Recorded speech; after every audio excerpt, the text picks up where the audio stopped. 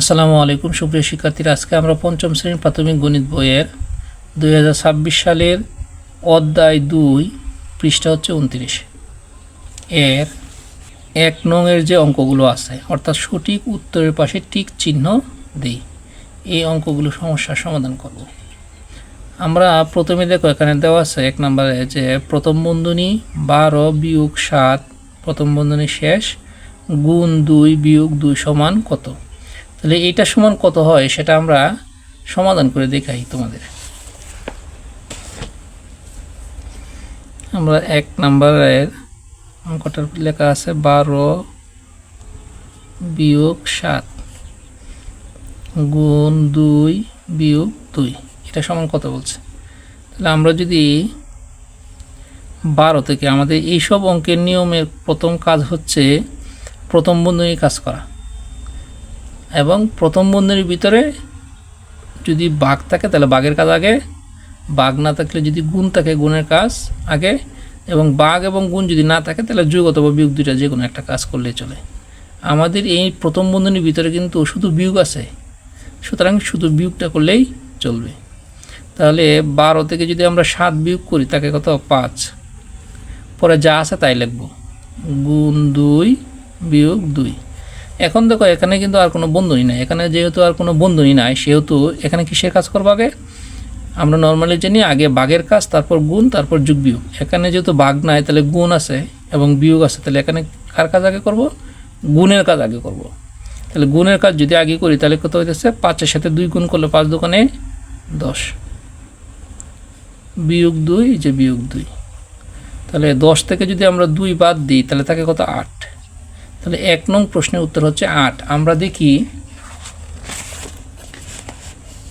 Main বইয়ে 8 কোন অপশনে আছে। 8 দেখো খ অপশনে আছে, তাহলে এটা সঠিক হলো এই যে খ 8। আশা করি তোমরা এই যে 1 নং এর সঠিক উত্তরের পাশে টিক চিহ্ন যে বিষয়টা সেটা বুঝতে পারছো। 2 নং অঙ্কটা দেখো কি লেখা আছে, কয়টি 50 টাকার নোট মিলে 2000 টাকা হয়, অর্থাৎ 50 টাকার কয়টা নোট একত্রে 2000 টাকা হয় সেটা আমরা এখন বের করব। আমরা 2 নম্বরে লিখব 50 টাকার নোট আছে একটি। আমি এই যে করতেছি এটা কিন্তু তোমাদের রাফ করে দেখাইতেছি। সঠিক উত্তরের পাশে টিক চিহ্ন, পরীক্ষায় শুধু সঠিক উত্তরটা লাগবে, এভাবে কিন্তু বিস্তারিত লেখার নিয়ম নাই। কিন্তু আমি তোমাদের অঙ্কগুলো বোঝার স্বার্থে আমি তোমাদের বিস্তারিত বোঝাইতেছি। তাহলে 50 টাকার নোট আছে একটি, সুতরাং এখানে কইছে যে কত টাকা 2000 টাকা, তাই সুতরাং 2000 টাকার নোট আছে। আমরা কি করব 2000-এ 50 দিয়ে ভাগ করব। আমরা যদি 2000 ভাগ 50 করি তাহলেই নোট কয়টি সেটি বের হবে। আমরা এই ভাগ করার জন্য ডান পাশে খালি জায়গা রাখব। আমরা ডান পাশে এই খালি জায়গায় আমরা ভাগ করতেছি। 50 20-এর মধ্যে ভাগ যায় না, কিন্তু 200-এর মধ্যে ভাগ যায়। 50 200-এর মধ্যে কয়বার যায়, 4 বার যায়। তাহলে আমরা 4 দিলে 4 শূন্যে 0, 4 5 20। এখন কিন্তু একটা শূন্য রয়েছে, এই একটা শূন্য কেটে নামাতে হবে। এখন নিয়ম হচ্ছে যদি একটা শূন্য আমরা কেটে নামাই তাহলে অবশ্যই ভাগফলে 0 বার হলে দিতে হবে, 1 না গেলেও। তাহলে 0 বার দিলে 50-এর সাথে 0 গুণ করলে 50 শূন্যে 0। তাহলে আমাদের ভাগফল কত পাইলাম 40। তাহলে 40টি, অর্থাৎ কয়টি নোট মিলে 2000 টাকা হয়, আমরা পাইলাম 40টি নোট একত্রে মিলে 2000 টাকা হয়। এখন অপশনে দেখো 40টি নোট কোথায় আছে, অপশনে আছে ঘ নম্বরে, দেখো 40টি নোট।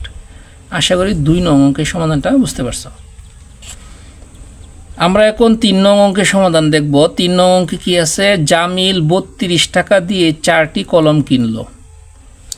15টি কলম কেনার জন্য তার কত টাকা লাগবে। চলো তাহলে আমরা এই 3 নং অঙ্কের সমাধান বের করি। 4টি কলমের দাম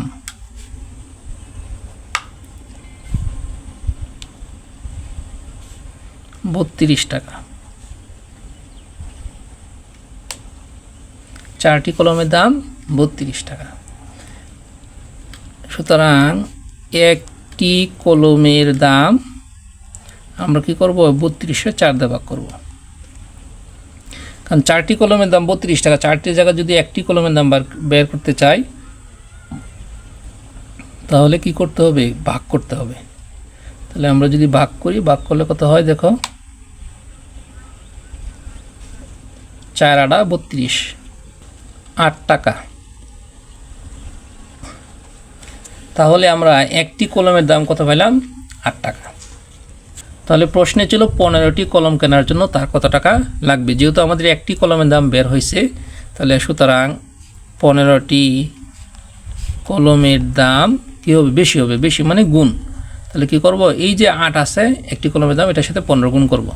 তাহলে 8 গুণ 15 টাকা। এখন 8 15 কত হয়, 8 15 আমরা নর্মালি জানি 120।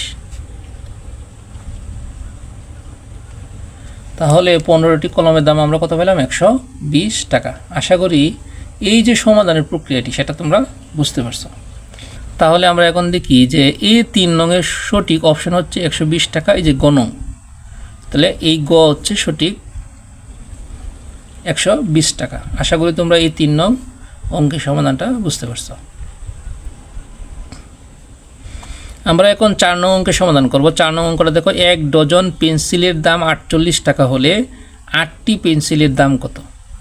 তাহলে 1 ডজন পেন্সিলের দাম দেওয়া আছে 48 টাকা, তাহলে 8টি পেন্সিলের দাম কত সেটা বের করতে বলছে। চলো আমরা এটা সমাধান করি। এখন কথা হচ্ছে এখানে 1 ডজন দেওয়া আছে, আমরা 1 ডজন সমান কতটি জানি, 12টি, অর্থাৎ 12টি পেন্সিলের দাম 48 টাকা দেওয়া আছে। 4 নং অঙ্কের সমাধান করি। আমরা লিখব, আমরা জানি 1 ডজন সমান 12টি।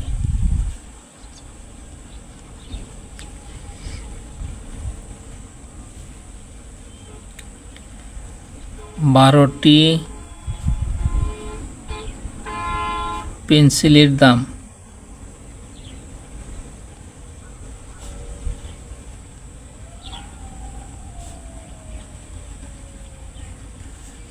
48 টাকা।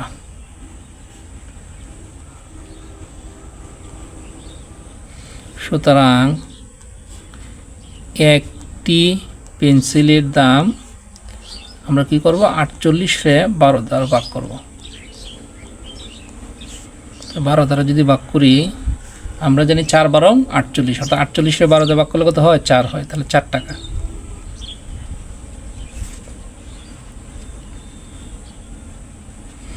তাহলে আমরা একটি পেন্সিলের দাম কত পেলাম, 4 টাকা পেলাম। প্রশ্ন হচ্ছে যে 8টি পেন্সিলের দাম কত।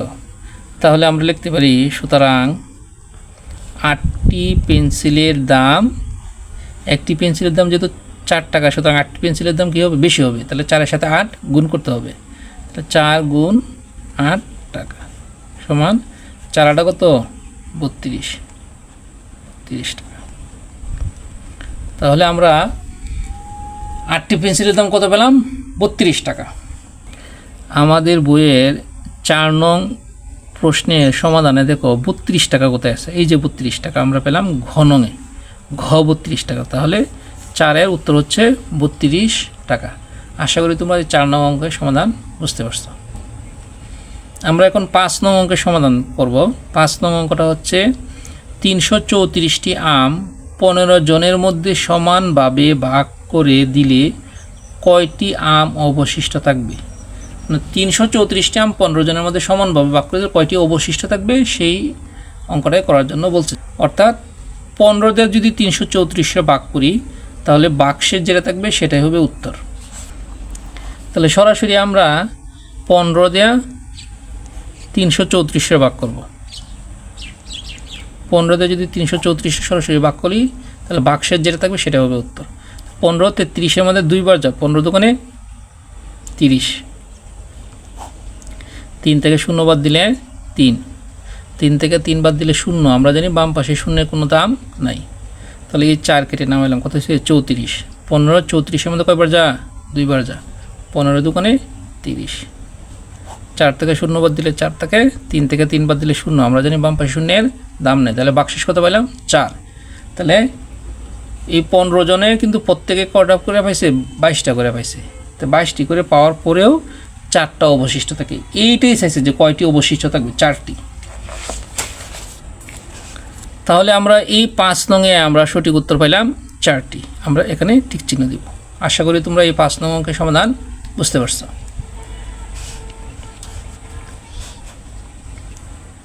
আমরা এখন 6 নং অঙ্কের সমাধান করব। 6 নং অঙ্ক বলা আছে মাতার বয়স কন্যার বয়সের 3 গুণ। কন্যার বয়স 15 বছর, 10 বছর পর মাতার বয়স কত হবে? চলো আমরা এই 6 নং অঙ্কের সমাধান করি। কন্যার বয়স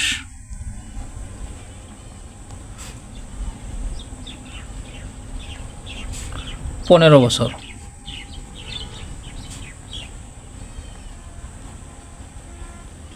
তাহলে কন্যার বয়স হচ্ছে 15 বছর। সুতরাং মাতার বয়স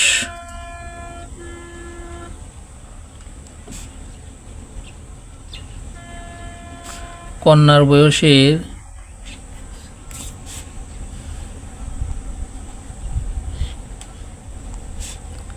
3 গুণ। এই দুইটা অপশনই কিন্তু প্রশ্নে দেওয়া আছে, অর্থাৎ কন্যার বয়স 15 বছর দেওয়া আছে এবং মাতার বয়স কন্যার বয়সের 3 গুণ। 3 গুণ মানে কি? অর্থাৎ এই যে 15 বছর, 15 বছরের 3 গুণ হইতেছে মাতার বয়স। তাহলে সুতরাং মাতার বয়স বের হইতেছে। তাহলে আমরা লিখব সুতরাং মাতার বয়স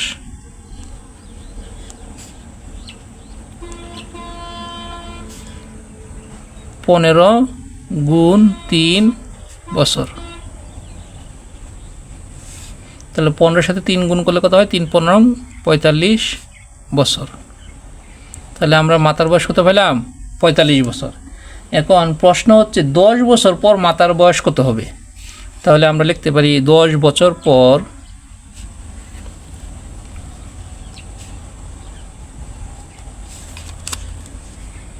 মাতার বয়স হবে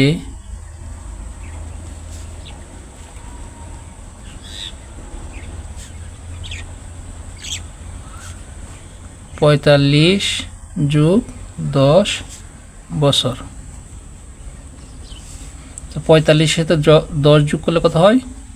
55 বছর। তাহলে 10 বছর পর আমরা মাতার বয়স কত পেলাম? 55 বছর। আমাদের বইয়ে 6 নং যে প্রশ্ন আছে, এই 6 নং প্রশ্নের সঠিক উত্তর হলো 55 বছর। তাহলে 55 বছর, এই যে গতে আছে 55 বছর। তাহলে সঠিক উত্তর কত? 55 বছর। আশা করি তোমরা এই 6 নং অঙ্কের সমাধান বুঝতে পারছো। আমরা এখন 7 নং অঙ্কের সমাধান করব। 7 নং অঙ্কটা কি আছে?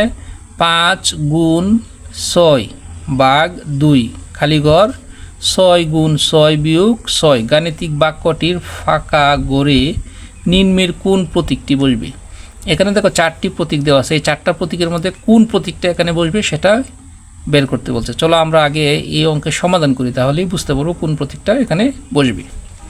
আমরা এখন 7 নং অঙ্কের সমাধান করব। 5 গুণ 6 ভাগ 2 খালি ঘর 6 গুণ 6 বিয়োগ 6। যেহেতু এখানে খালি ঘর আছে সেহেতু আমি এই অঙ্কের সমাধান করার সুবিধার্থে আমরা প্রথমে কি লিখবো? বা লিখব। এখন এখানে দেখো গুণ আছে এবং ভাগ আছে, তাহলে কোন কাজটা আগে করব? আমরা ভাগের কাজ সবার আগে করব। তাহলে 5 গুণ 6 যদি আমরা 2 দিয়ে ভাগ করি তাহলে হয় 3, 3 দোকানে 6, তাহলে 3 হলো। তাহলে শেষ এটা কাজ, খালি ঘর। এখন এখানে আছে গুণ আর আছে বিয়োগ, তাহলে কোনটার কাজ আগে করব? গুণের কাজ আগে করব। তাহলে 6-এর সাথে 6 গুণ করলে কত হয়? 6 6 36 বিয়োগ 6 বা এখন গুণ শুধু আছে, তাহলে 3 5 15 খালি ঘর। আর 36 থেকে যদি 6 বাদ দিই তাকে কত? 30। তাহলে আমরা এখানে লিখব 30। এখন দেখো এই 15 হচ্ছে ছোট, 30 হচ্ছে বড়, তাহলে চিহ্নটা আমরা কি দিব? এই চিহ্ন দিব। অর্থাৎ এই চিহ্ন দেওয়া মানে হচ্ছে এই দিকের সংখ্যাটা থাকবে বড় আর এই দিকের সংখ্যাটা থাকবে ছোট। তাহলে কোন চিহ্নটা বসছে? এই চিহ্ন। ক নং যে উত্তরটা আছে কয়ে, এই কটাই হচ্ছে সঠিক। তাহলে আমরা এই এখানে টিক চিহ্ন দিব। আশা করি তোমরা এই 7 নং অঙ্কের সমাধানটা বুঝতে পারছো। আমরা এখন 8 নং অঙ্কের সমাধান করব। 8 নংয়ে বলা আছে, সর্বশেষ 8 নং অঙ্কটা সমাধান করব। 8 নংয়ে বলা আছে কুলা বাক্যের উদাহরণ নিচের কোনটি? অর্থাৎ এখানে কোনটা কুলা বাক্যের উদাহরণ। এখন হচ্ছে কুলা বাক্য কাকে বলে সেই জিনিসটা আমরা জানতে হবে। চলো আগে কুলা বাক্যের সংজ্ঞাটা আমরা জেনে নিই। কুলা বাক্য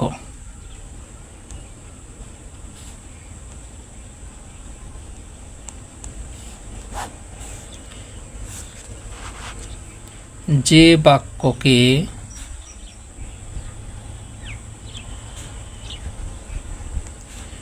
সত্য বা মিথ্যা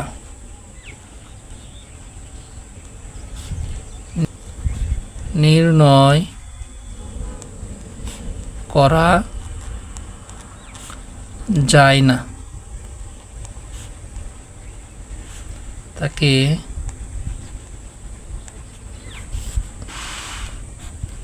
খোলা বাক্য বলে।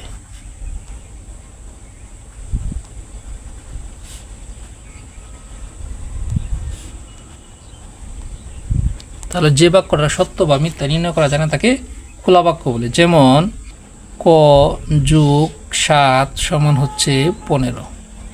এখানে দেখো ক এর মান কত আমরা কিন্তু জানি না, অর্থাৎ ক এর সাথে ক এর মান এমন একটা হবে যেটার সাথে 7 যোগ করলে 15 হবে। সুতরাং এটা সত্য না মিথ্যা এটা কিন্তু ইজিলি কিন্তু বোঝা যাচ্ছে না, যার কারণে এই বাক্যটার নাম হচ্ছে খোলা বাক্য।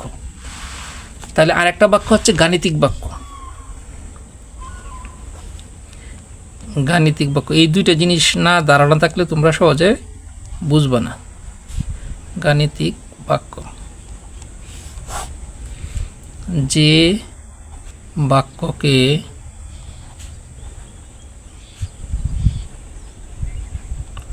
সত্য বা মিথ্যা নির্ণয় করা যায়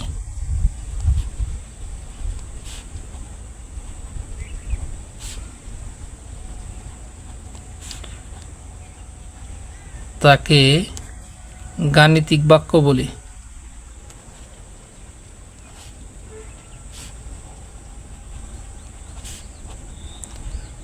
তা যে বাক্যটা সত্য বা মিথ্যা নির্ণয় করা যাবে সহজে তাকেই গাণিতিক বাক্য বলে। যেমন 5 যোগ 7 সমান 12।